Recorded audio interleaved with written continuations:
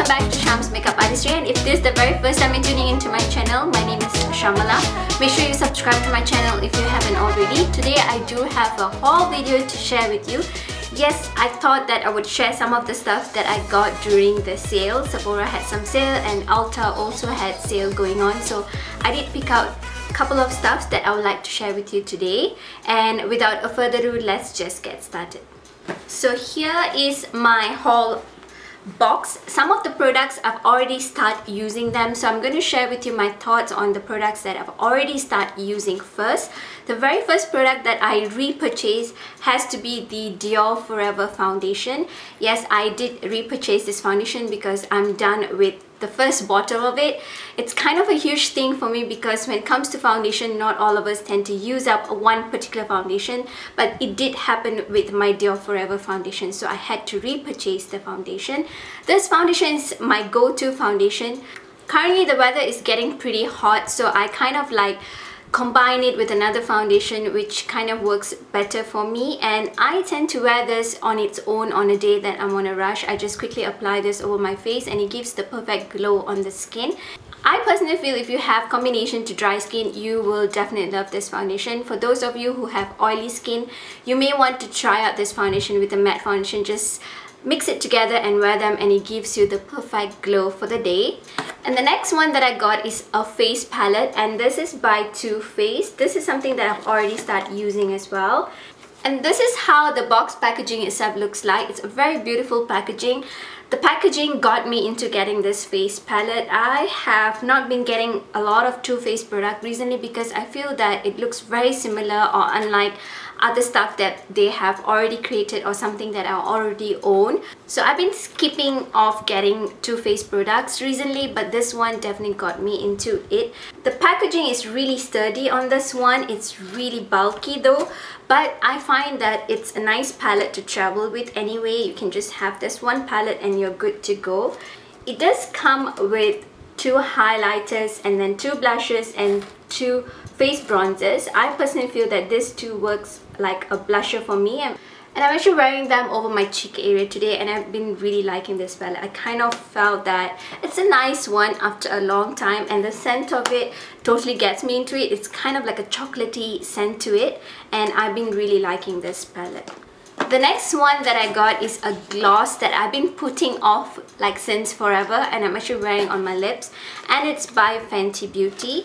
And this one is their Gloss Balm Universal Lip Luminizer, and I do like this. Of course, when it comes to lip gloss, they are all in trend right now, but sometimes lip gloss just gets me on it because my hair keeps getting stuck to them. But this one is a nice one to have if you're looking for a nice lip gloss, a shiny lip. This one is definitely a must-have. And it's pretty huge for its packaging, and I believe it's just about $16 or $18. I'll list down all the pricing on the description bar below. And the shade of this is of course really nice. It's like very neutral, very much nude, which will match any skin tone. So this one is definitely a must check out kind of product. I probably would not be swatching everything, but if you want me to review any of this product, definitely leave me down a comment on the comment box below. The next one is a mascara, and this one is Worth the Hype Volumizing Lengthening Mascara by NYX. I have been wanting to try this for a while. I believe this one is a collaboration between a YouTuber and NYX. I'm not so sure about it, but I'll leave down the information.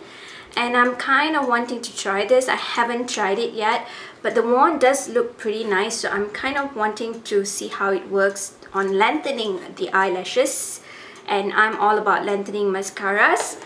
Next, I did get a beauty blender, and this one is in the turquoise color. This one, of course, because of the color I got it. I don't know how different it would work from the normal one, but this one is of course like a repeated buy along the way. I always replace my beauty blenders every 1.5 months to 2 months. I tend to replace them, so I did get the turquoise one this time round. The next one that I have here is something from Ulta, and it's an eyeshadow palette, and it's also a face palette. This one is by BH Cosmetics and it's also a collaboration with It's My Ray Ray, if I'm pronouncing it correctly.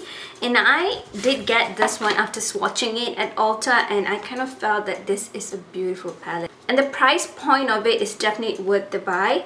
And it does come with a two separate kind of cover. On the top part of it are all the eyeshadow shades. The matte shades are very creamy. At the same time, the shimmery shades are really pretty. So that's why I got this palette.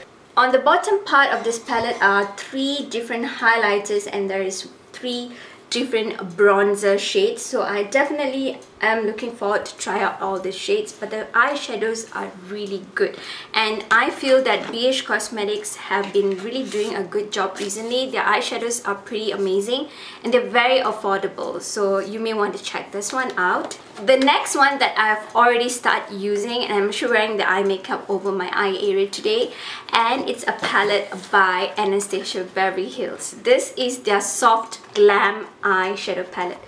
I have been keeping away from not getting this eyeshadow palette because I felt that it's very repetitive. Some of the shades are already available on their single eyeshadows, or also available on other palettes that I already have from Anastasia Beverly Hills.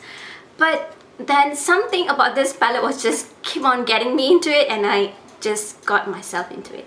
And I do like this eyeshadow palette thus far, and I will be doing a tutorial on this eyeshadow palette, so make sure you check them out. Of course, they are very much dupable shades, very repetitive from any other palettes, any other single eyeshadows from Anastasia Beverly Hills, but this one is something that I see myself like a go-to kind of palette for me. And I do like their Modern Renaissance eyeshadow palette. I see that this works pretty much just like the Modern Renaissance. It's much more colorful. This one is again very soft, buttery kind of eyeshadows. They kind of smear everywhere because they're really softly milled. Otherwise, I do not see it having fallouts when I'm applying it on my eye area, and I see the colors are really beautiful, especially this matte shade right here, which is Mulberry.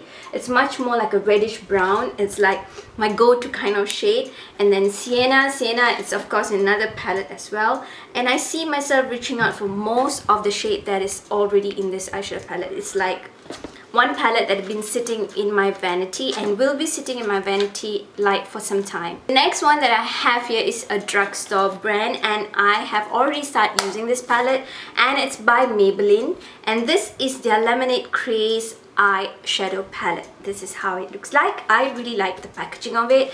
I kind of find that this is the most colorful kind of packaging from Maybelline. And I actually ordered this off Amazon, pre-ordered it, and I waited for about 3 weeks for this palette to arrive. I do really like the colors that are in this palette. I kind of felt that they are very well made. The eyeshadows are super soft, and I really like this palette. The only thing that I wished was the colors would show up a little bit more on my deeper skin tone. Some of the shade right here looks very bright, like this pink right here, like the peach, like the yellow, but on my eye area they kind of disappear because I do have like a deeper skin tone. Maybe if I put on like a really heavy primer, that might work, but I do not really do that on an everyday basis, so I kind of felt that they could have worked a little bit better for every other skin tone. And the other thing I noticed with this eyeshadow palette is whatever primer that I used with it, I used my MAC, I used my NARS. Over the hours that I've worn it over my eye area, they kind of disappear. Half of the eyeshadows are still there, half disappears, and I see myself that I need to redo my eye makeup if I still have something else to be done outside or something else to be done on that particular day. So I do not know why it doesn't really last on the eye area. Maybe there are some primers can really hold the eyeshadows in. If you have any suggestions, definitely leave me the details down in the comment box. But I really wish that this palette was made a little bit more brighter, deeper, and workable for deeper skin tone girls.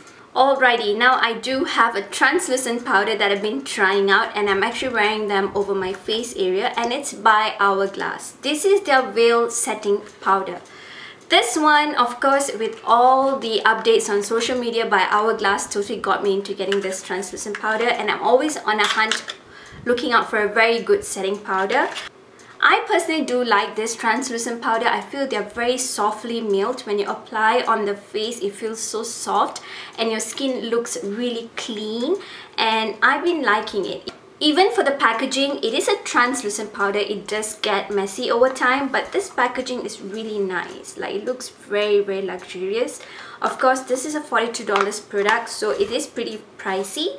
But translucent powders, a little goes a long way. So you may want to try this. If you do not like something drying on your skin, you may want to try this, because this translucent powder doesn't dry the skin. It gives you a nice glow kind of finish to the skin. Even on the under eye area, I feel that it gives a perfect light, perfect setting kind of feel to the skin. So you may want to check this out if you're on a hunt for a translucent powder. Before I just move on to the next product, I just want to give you an update on the Sunday Riley Influencer Foundation. I actually ended up returning the foundation because I did not feel that I am going to make a good use out of it, so I decided to return it. You will be able to see a review on them on my channel. I actually filmed a review and then returned the product, so you will get an update of the foundation. Moving on to the next one that I picked up is an Ole Henriksen. This is their Banana Bright Eye Cream. I actually got a sample of this eye cream and I really like this eye cream. I feel that I do have like a deep under eye circle, so when I put on this eye cream, it kind of brightens up my eye and my concealer glides on really, really nicely, because having a dry under eye area and also like a dull looking under eye area, I need a good eye cream so that I can blend in my concealers well, and this works perfectly well for me. And this one again is their Banana Bright Eye Cream, Vitamin C and Collagen Boosted Eye Cream, and I really like this. You may want to check out this eye cream if you're on a hunt of looking out for an eye cream that will give you hydration at the same time brightness for your under eye area. This is something that you may want to try. The next one that I got, it says it's a blush, but I personally feel it's an highlighter, and it's by Benefit. And this is their blush in Gold Rush, Warm Golden Nectar Blush. Again, I feel that this is more of an highlighter for me. I decided to get the mini version because I felt that let's give it a try, because this one itself is going to take ample of time to like be done with it. Let's just do a swatch of it. And of course on my skin I really feel that it would not really pull up that well, but maybe it will look good as an highlighter, if you guys can see right here. So I'll definitely give this a go and I will update you on how it wears on my skin tone.